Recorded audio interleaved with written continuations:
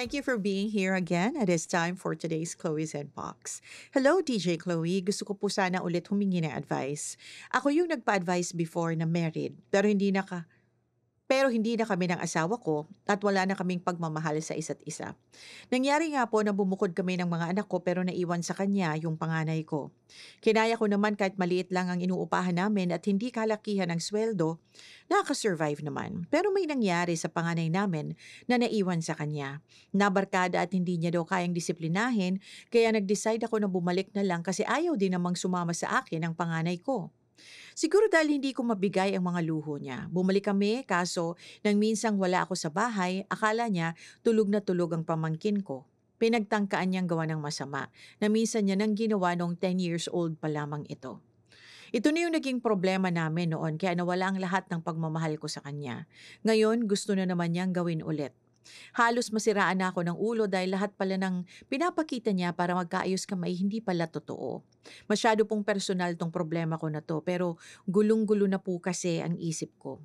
Pinatawad na namin siya noon at alam niya na ang ugat ng lahat ng mga nangyari ay yung pagkakamali niya na yon at balak pang ulitin. Hindi ko na talaga alam kung may pagmamahal pa ba siya sa amin ng mga bata. Madami naman pong babae at matatanggap ko pa siguro kung mambabae na lang at kahit ilan pa. Ngayon, Chloe, parang kahit anong gawin niya, hindi na maalis yung masamang pagtingin ko sa kanya. Kahit parang niloloko ko yung sarili ko na okay lang ako, nasasaktan ako ng gusto lalo na para sa pamangkin ko. Sinabi ko na din sa mga kamag-anak ko pero wala naman silang ginawa.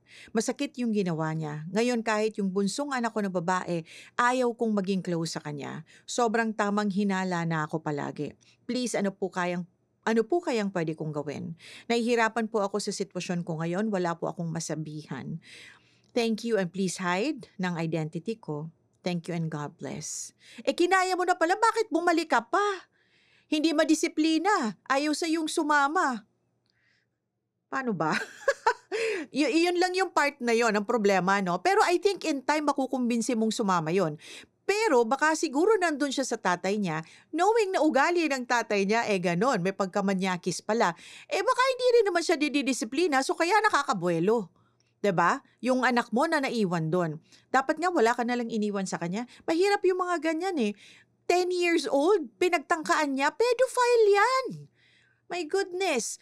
Tsaka tingin ko sa mga ganyan, wala sinasanto yan. Kay babae, kay lalaki, kaya pinaka-the best yan, huwag kang mag-iwan ng anak mo.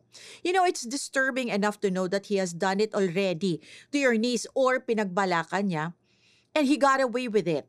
And now you're exposing your own child and your niece again to this pedo or pedo. 'Di ba?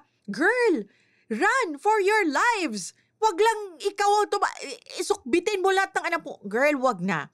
Wag mo nang i-expect na babalik pa dyan ang pagmamahal mo. 'Di ba? Kasi kung halimbawa addiction sa pagsusugal or yung mga ganyan grounds for annulment na yan. At kahit hindi ka pa muna mag-file ng annulment sa ngayon, the mere fact na nai-endanger yung buhay ng mga anak mo at yun ang pamangkin mo, girl. Sabi mo nga nakasurvive ka na. Bakit naman gusto mo pang bigyan ulit ng chance yan? Para lang magkasama kayo, madisiplina nyo yung anak nyo together? I mean, come on, kaya mo disiplinahin yan mag-isa. Kunin mo. Pag hindi sumama sa'yo, humingi ka ng tulong sa barangay or whatever and sabihin mo kung anong reason kung bakit kailangan mong kunin. And I'm sure hindi yan pipigilan ng tatay niya, ibibigay niya yun sa'yo dahil the way I see it, ayaw niya ng obligasyon. Hindi niya nga madisiplina, 'di ba? So ayaw niya ng obligasyon. Sana, alam mo yon, you get in touch with the proper authorities na makakatulong sa'yo sa kaso mo kasi nagbubulag-bulagan kayong lahat at nagbibingi-bingihan kayo. Huwag ka na mag-antay na sa anak mo pang babae merong masamang mangyari. Okay? Tama na please. I mean, nakaka-disturb isipin na you want to live every day na lagi kang paranoid na baka may gawin, may mangyari kung anong gawin sa anak mo. I don't think you would want it that way. So if I were you, kumilos ka na, ngayon pa lang, put an end to everything, makipaghiwalay ka ng maayos, kunin mo, dalhin mo lahat ng mga anak mo and kakayanin mo yan. Okay? Sabi mo nga, kinaya mo naman, kakayanin mo yan. For as long as malayo, basta importante malayo kayo sa danger. Kasi girl, di mo na mababalik yan pag nagkaroon ng problema.